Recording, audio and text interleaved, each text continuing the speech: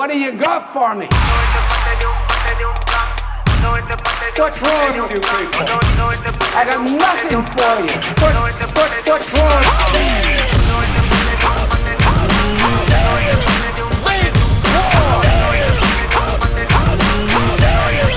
You're not David. How y'all feel this morning? I feel rotten. That's how I feel.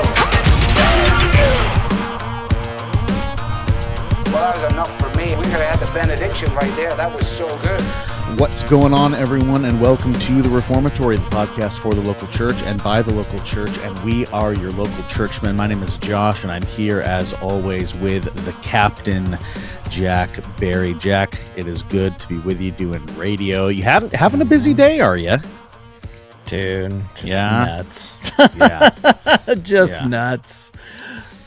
Per usual. Per usual. Yeah, it happens. It happens. Well, glad we can carve out some time to hop into some great content today. Always love when the listeners come through and provide some content for us because one, it means I don't have to do any work, and that's kind of nice on the podcast front. And two, it means that people are listening and appreciate the podcast, and we love being able to do that for folks. But it's been a good week so far. Got to preach, dude. I've preached the last 3 weeks, and I'm preaching this Sunday. It'll be a full month of preaching for me, which it's got me feeling like I'm back in full-time ministry, man. It was the first one was at my church, Redeemer, and then I was preaching at another Redeemer, but in Seattle. Dude, what's up with the name Right? Redeemer? Dude, I feel like is this the cookie cutter church name now, or what? It's the new Grace Bible is what it is. Yeah, it's like when like all the Bible churches they were all Grace, right? It was Grace Bible this, Grace Bible that. For like Reformed churches now, it's Redeemer. Like Redeemer is becoming the new Grace. It's always so funny to see. Yeah, how those trends go. But then I was back at our church last week, preaching in 1 Peter. We're wrapping up that book here in the next 2 weeks, and then preaching at a church in Eastern Washington this coming Sunday for Mother's Day. So, dude, lot. I love it, but it's a lot, definitely. Yeah. But all good stuff. Looking forward to getting into our episode today. But Jack, my friend, as always, we would be remiss if we did not give the people what they want and give them our favorite segment. Don't forget to eat your Instantgrams. And now's the time you've all been waiting for. The Reformatory Podcast presents Don't Forget to Eat Your Instantgrams with your hosts, Josh Loftus and Jack Barry. And remember, kids, it's not heresy if you believe it hard enough.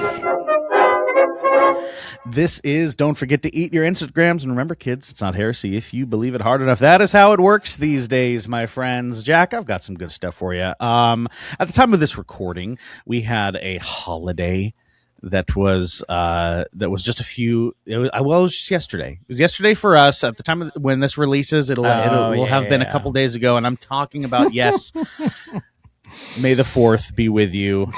Star Wars Day, dude.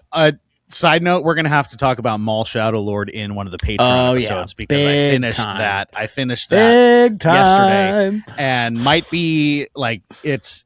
I mean, it's already one of the highest rated Star Wars animated shows, if not the highest one. Anyway, sorry. We'll talk about that over the Patreon. But Jack, in honor of that, some churches decided to throw in little Easter eggs in their services during worship, just to make sure that they celebrated the day in style.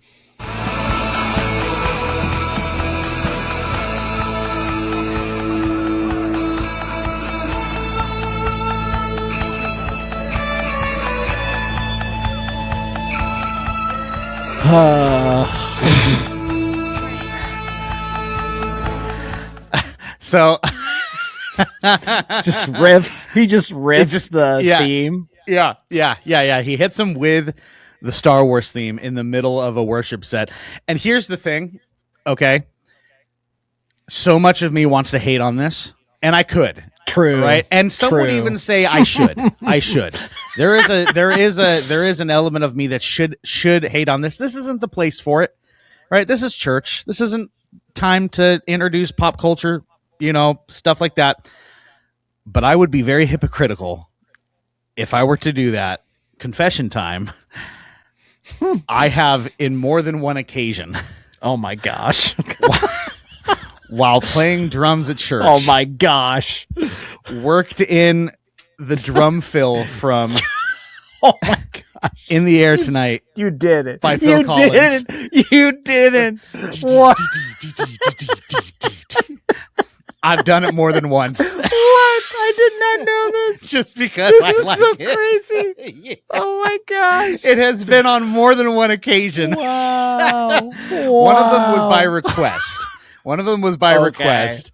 The pastor of the church was like, dude, can you somehow work that in? And I'm like, all right, bet, watch me. And I hit it perfectly. Oh my And you saw his eyes like, look at me. So yes, I should hate on this, but full transparency, hand up accountability here, right? I would be very hypocritical if I were to hate on that. I will say he kind of botched the ending a little bit, which makes me think that it was on the spot.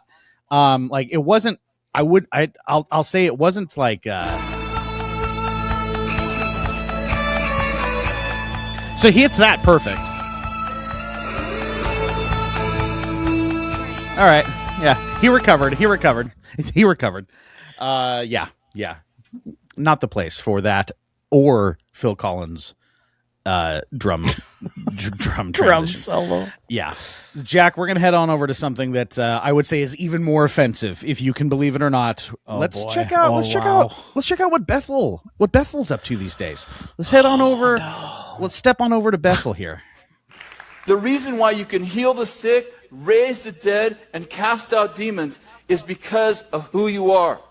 Jesus didn't say, pray for the sick. He said, heal the sick. Well, only God can heal the sick. That's why he said, be imitators of God. Listen, I can't heal the sick. Only God can heal the sick. That's right. You are sons of God. Uh-oh.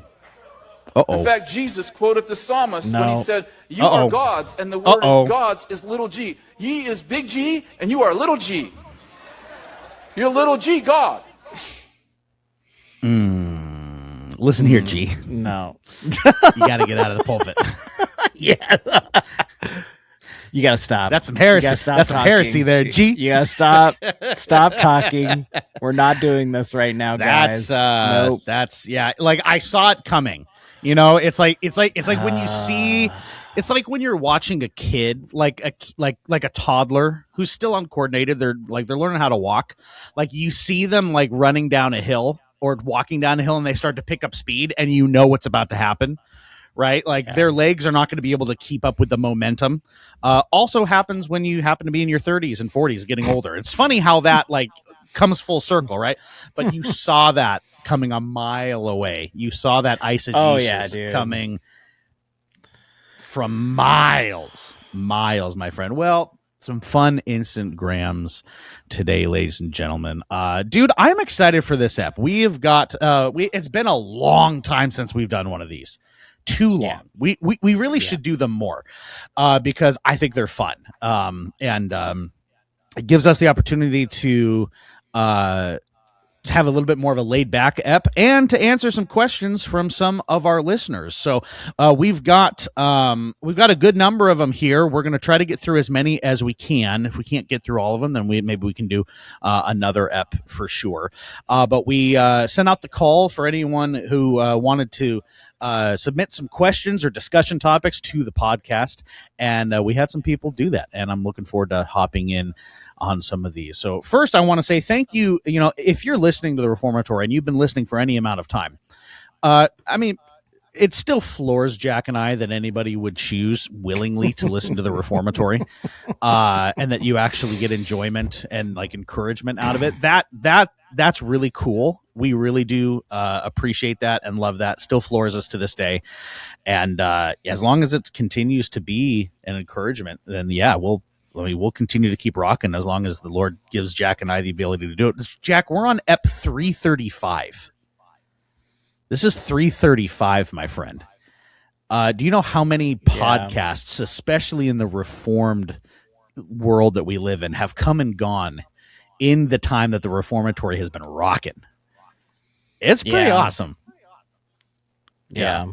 It's pretty crazy. I'm pretty stoked. I'm pretty stoked about that. But Jack, we're going to hop in to some of these questions here submitted by our faithful and awesome listeners, the best listening base in Reformdom. I'm convinced of it. All right. Starting off with a great one here. This one comes from listener Katie. She says, "Dear Josh and Jack, first off, thank you for the work that you do on the podcast. It's been very encouraging throughout the years that I've been listening." Well, thank you, Katie. We definitely appreciate that. Love to hear that it's been encouraging. My question is in regards to serving in the local church after going through a bad church experience. I love my local church and want to find a way to serve, but I'm struggling with the fear that if I get plugged in, that something bad will happen again. Thoughts on how to faithfully serve while dealing with that fear. Jumping in the deep end. Here we go. Yeah. All right. No appetizers here. We're starting with the ribeye. Jack, I want your thoughts first, and then I've got some after you, my man. I would say first, whatever kind of ministry you want to serve in, it depends. Maybe let's say for starters, you want to do something on Lord's Day service, and you just need to plug into maybe one of the deacons or maybe a ministry leader to connect you with kind of what's going on there. And I would honestly, this is just me saying this, I would be open about talking with them about your experience of just feeling that way. If you're on a good basis with your local church already, you're there for a reason, and you're showing up for reasons that are biblical first, but also trying to encourage you. So I would hope that you would be candid and talk to either, those deacons, or maybe if it has to go to pastors, talk to them about that. But talk to him candidly about, hey, I don't know about how I feel about going back into this, especially if I had this bad situation and I feel like there's something going to happen again. So there's like, for me, I know the way that I was serving at my old church is definitely not the way that we're going to go with my new church. It's just categorically, the culture is just completely opposite ends of the spectrum. Right. So I would just evaluate, if there's a comfortability with leaders, talk to them about this and kind of let them know about your kind of hesitations to a certain extent, but also try and go forth with just small little ways, whether that be if you want to start doing, like, I don't know. For me, it was just like maybe like small little things like the Connect desk here and there, and, giving people resources that way. Or it was greeting, or it was doing some ushering stuff here and there. Basically just having, making sure people found their seats when it got a little bit too crowded in our church building from time to time. So I would start slow and steady. And then just even once you start building trust with the leaders, I would just start to talk about that a little bit more and lean on one another, lean on your leaders, lean on other church members with that.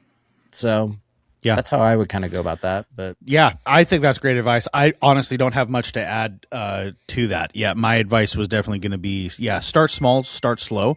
There's nothing wrong with that. There's no expectation that you have to jump into the deep end of serving church, right away. I can say this too, from a pastoral perspective. I appreciate it and very much value it when people make me aware of the things that they are struggling with, especially when it's in regards to past churches that, they've maybe experienced some bad things in, because that gives me a context and an understanding in which to interact with them with. Right. And that's very helpful pastorally. So something that I would very much encourage you to do, as you just heard from Jack, is like be honest with the church leaders about those struggles. Tell them, say, hey, like I really like it here.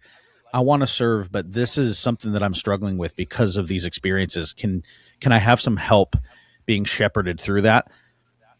Like that conversation is such a balm to a pastor's heart, because one, he hears your love for the church, but also he also sees an opportunity to be able to come alongside you and help you in that. And like the church functions the best when those are the demeanors that we have toward one another. So start small. Start. Don't, like Jack said, don't jump all the way in head first. Don't feel like you have to do that. But I would say, first and foremost, be honest with those elders, be honest with those pastors, and let them come alongside you and help you with that. And I think that would that's always a good place to start. But I applaud your willingness and desire to be plugged in, even though you have been hurt. As from two guys that have gone through that a couple times, that's commendable, and that's a testament to the Spirit's work in your life, and that's always encouraging to hear and to see. So well done, Katie. Hope that helps. Excuse me. All right.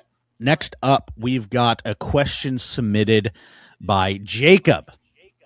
All right. Jacob says this. He says, "What's up, guys?" What's up, Jacob? He says, "Wondering what the Lord used in your life to give you the love for the local church that you have. Was there something definitive that happened where you knew that is what you wanted to put your effort into?" That's a fantastic question. I will say for me, it really,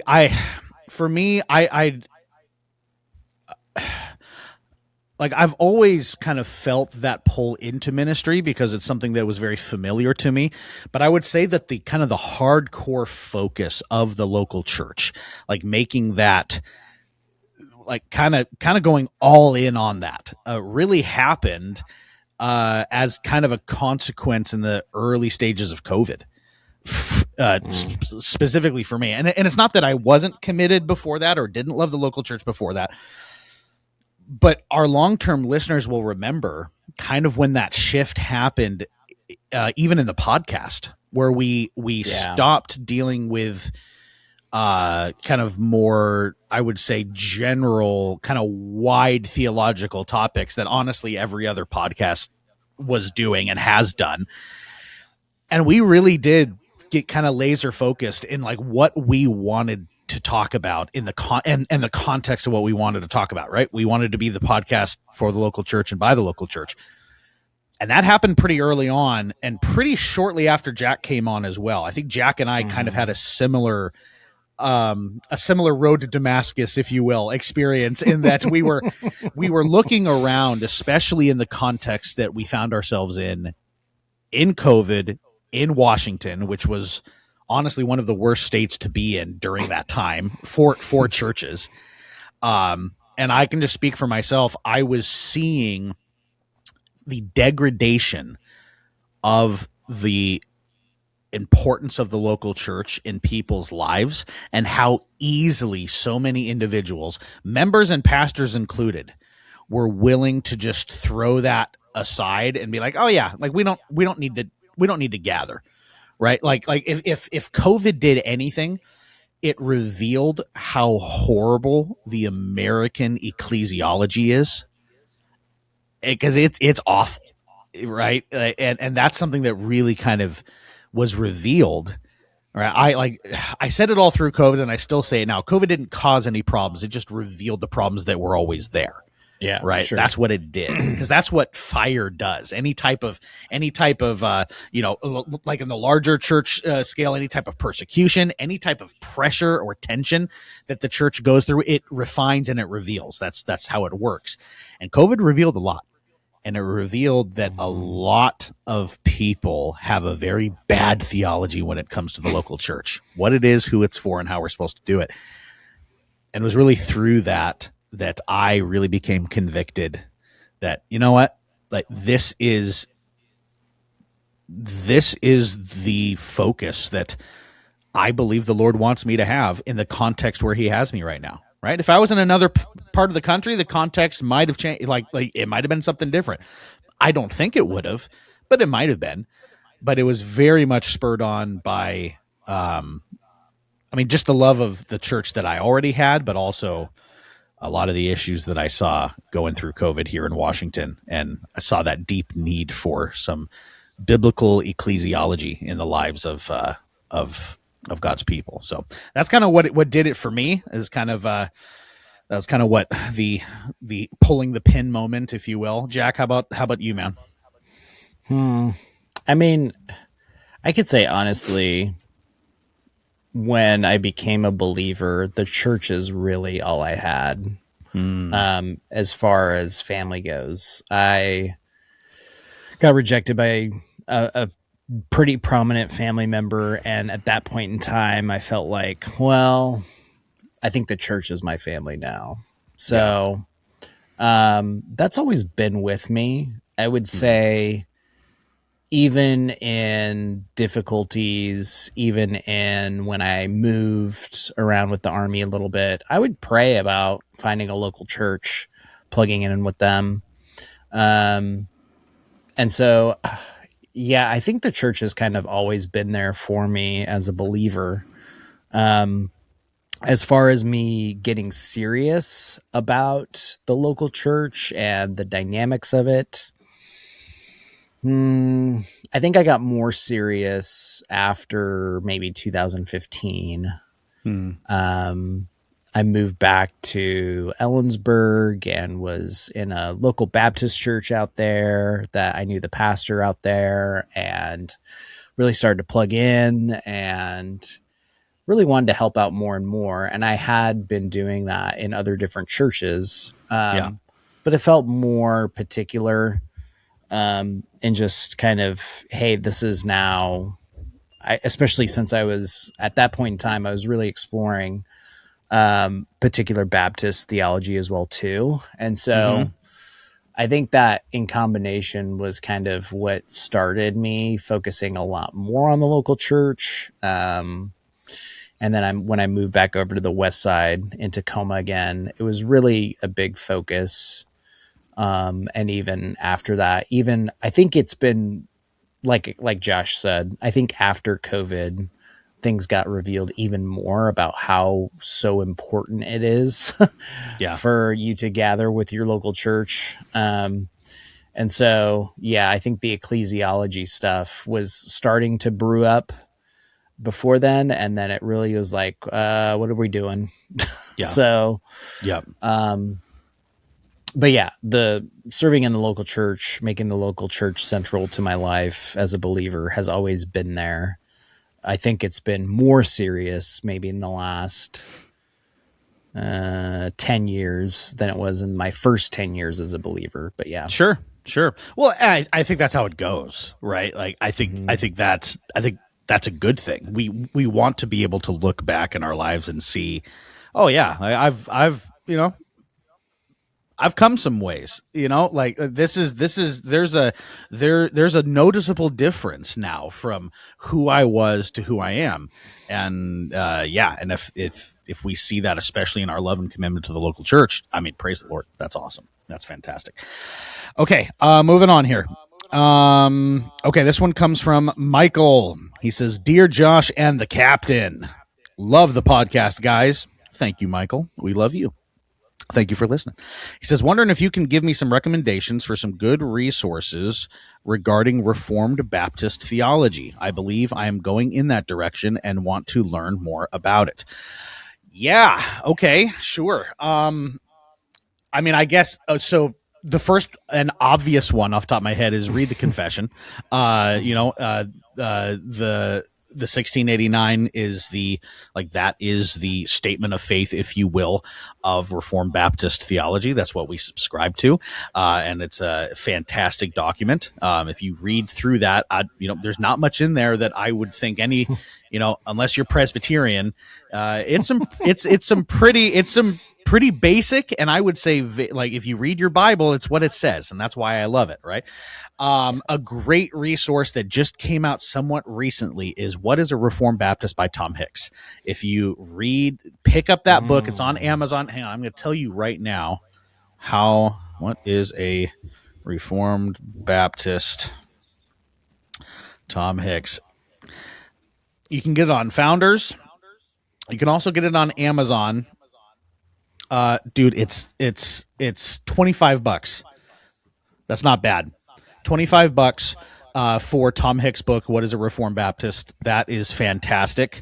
It's a very, very great resource.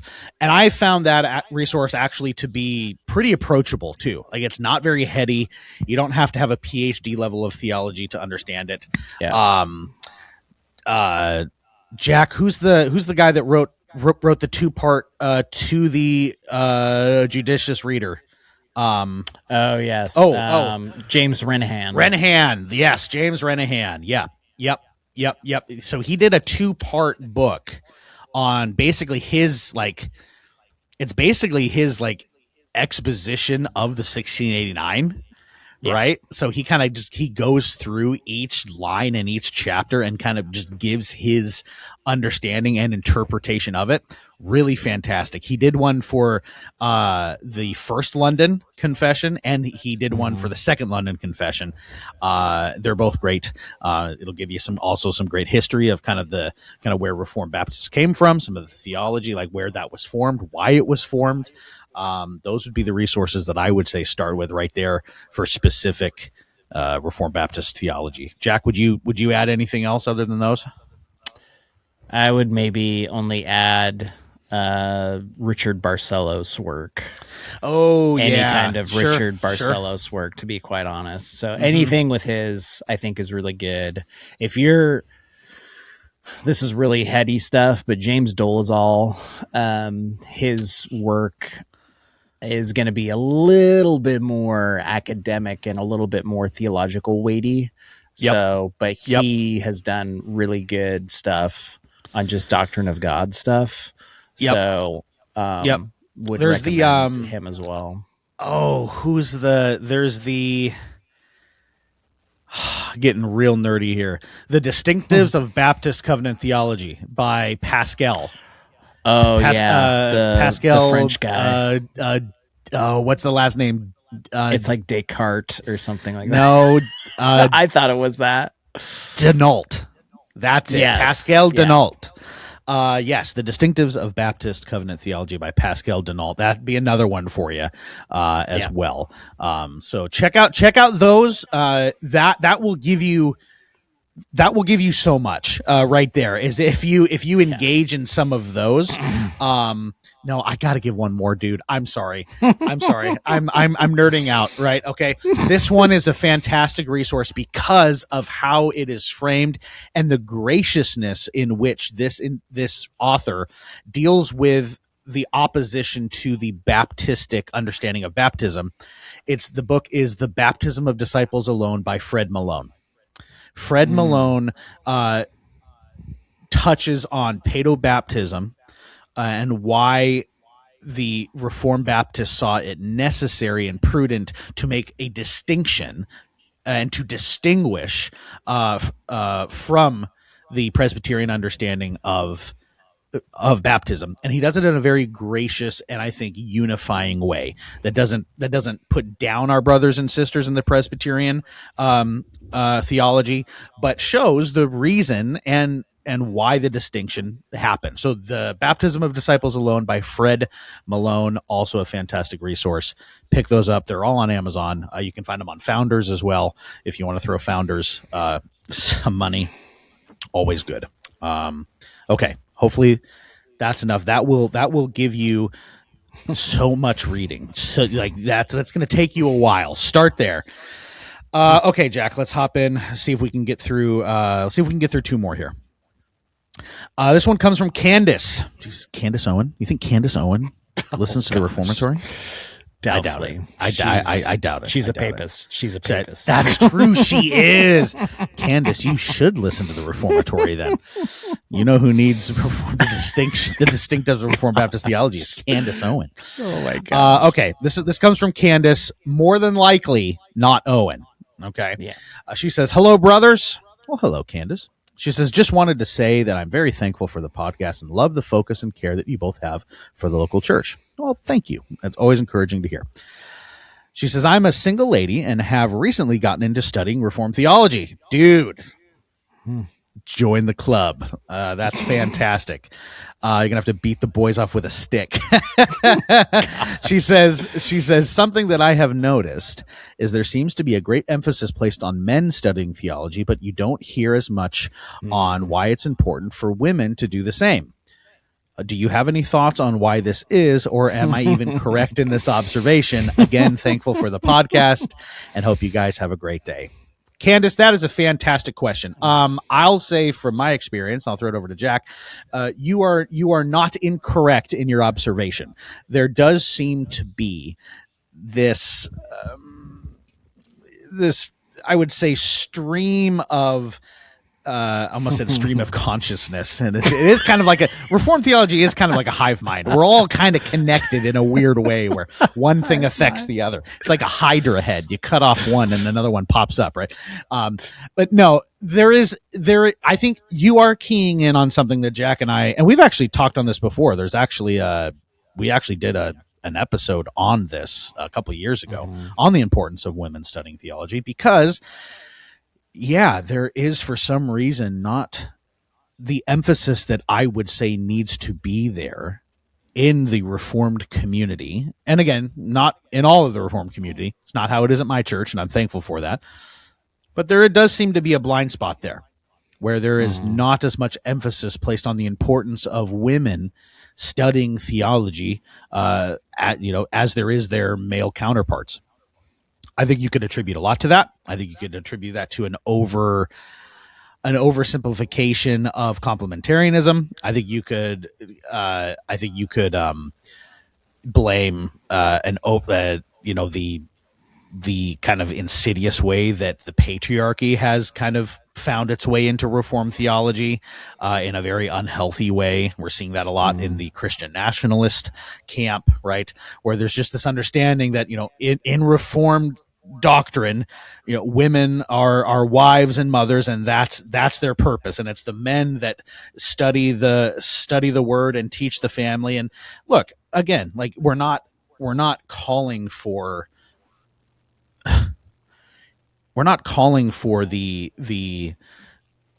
the roles that God has given us to be abolished. Like, right? Yeah. What we're saying is that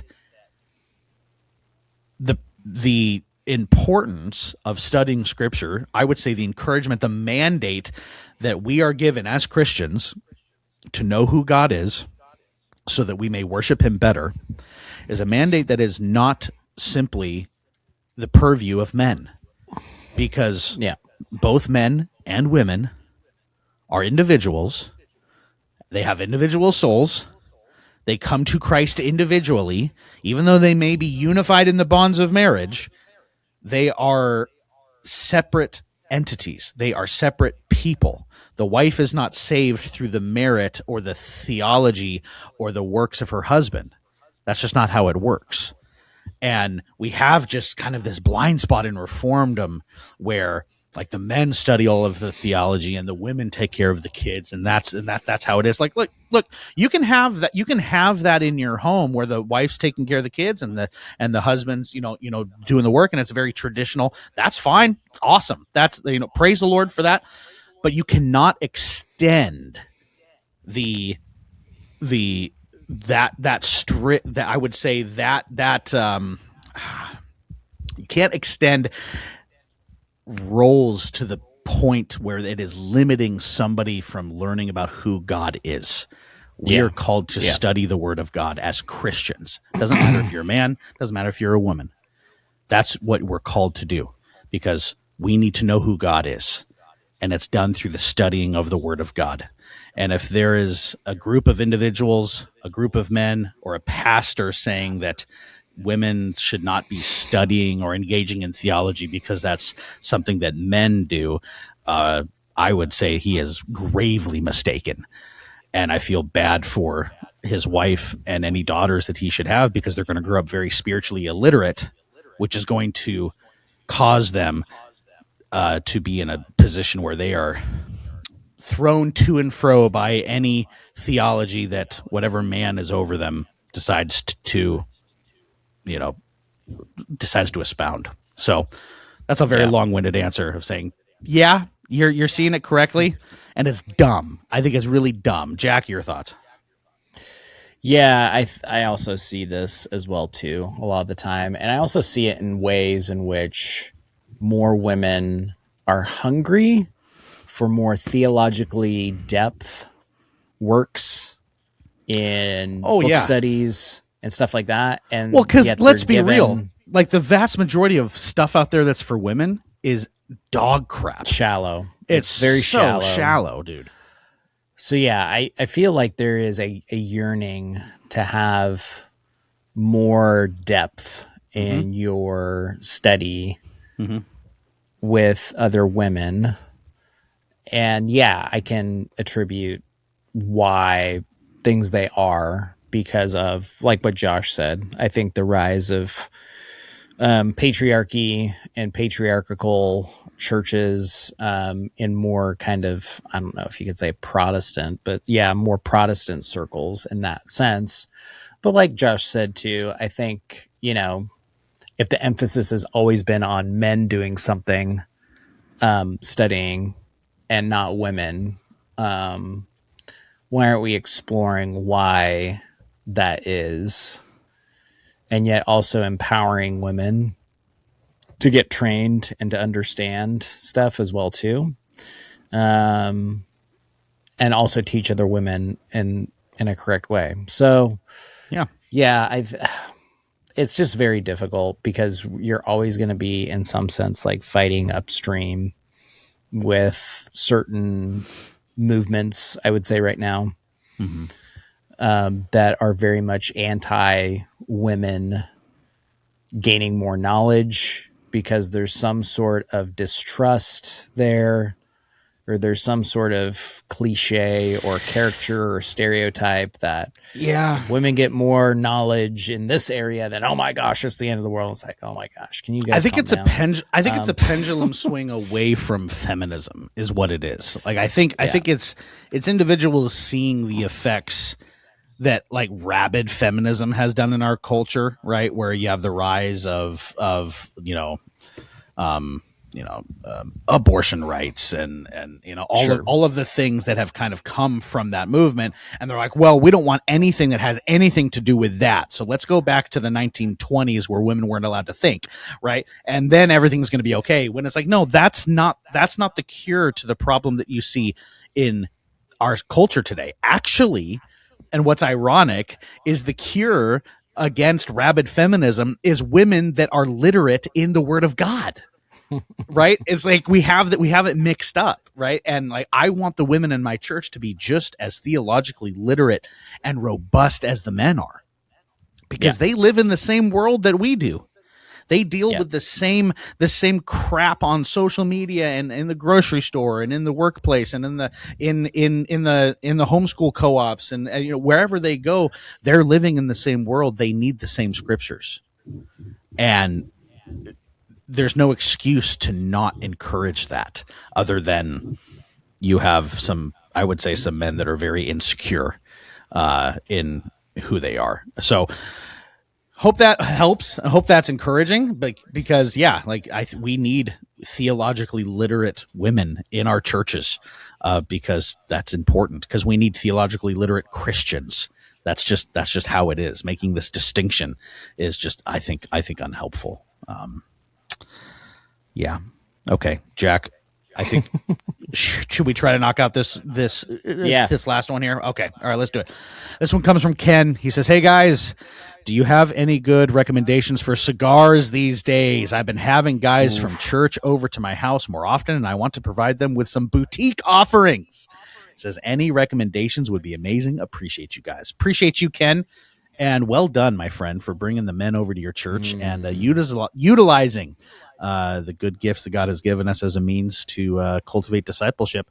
I have set aside a few of my favorites that I am digging at the moment. But Jack, do you have any recommendations off the top of your noggin for Ken and the rest of our listeners for some boutique offerings? I mean, always tried and true Foundation cigars. Anything from Foundation. Maybe more along the lines of the Tabernacle series, to be quite honest. So good. And then Apostate, that whole line, anything from Apostate. I will finish off with, if you can find it. I don't know how big this brand is across the nation, but El Mago. Definitely like El Mago. So... there he is. That's there one of mine. is. El Mago, right there. Right there. The El Mago Maduro. Dude, it comes in such a fun little canister. Like, this screams Florida. If anything, Miami Vice. This is literally Miami, dude. I second El Mago. I am digging El Mago recently. It's fantastic.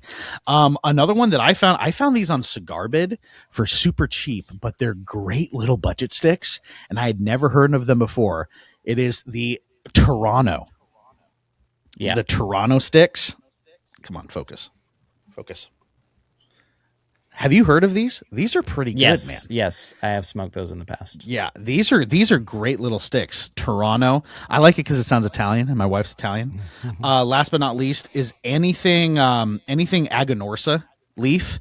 Yeah, is fantastic. Specifically, the Cerberus. The Cerberus stick by Aganorsa leaf. You cannot go wrong with the Cerberus. It's delicious. It's just such Aganorsa does such amazing work with their cigars. So those would be some recommendations that we've got, and hopefully those recommendations hit and provide even more opportunities to invest in some of the men in your church. That's awesome that you're doing that. I have found, Jack, that the best conversations and some of the best discipleship has been done over some cigars. It's something pretty special about it. So, Jack, any last words or encouragements to our listeners before we close up shop here? No, just keep your questions and your comments coming. Like we always say, you can follow us on the sociables, if you will. That's right. The Facebook, the Meta. It's not the metaverse, it's just the Facebook now. The Instagram goes well with chocolate or marshmallow. We'll sprinkle a heresy on top, or the sociable, formerly known as Twitter X. You can catch us at the tag @ReformatoryPod. I would say if you have any more questions for us, keep them coming. We'd love to do one of these other episodes as well too. Yeah. Maybe even with some voice capabilities. That'd be fun. If they send us voice memos, I could try to figure out a way to get those on here. That would be cool. We'll see. We'll see if we have that capability. Yeah, I love it. Yeah. Awesome. Well, you can support the Reformatory in a number of ways if you choose to do so. If you like what you hear and you're thinking to yourself, hey, I want to see the Reformatory. I want to see the Instagrams, and they are a lot more fun to see than just listen to. You can head on over to YouTube, like, comment, subscribe, hit the little bell for notifications, as the kids say. We enjoy people doing that. You can share this episode with a friend. We appreciate you sending the Reformatory out to other people. Helps other people be encouraged in making the local church central in their life. We appreciate that as well. Last but not least, we have a Patreon. And for $5 a month, that's all it is. You can become a Patreon supporter. You get this episode early. You get multiple bonus episodes every single week. You get content that is sent exclusively to you and not anywhere or anybody else. But that would only cost you $5. That's all it's going to cost for a $5 holla.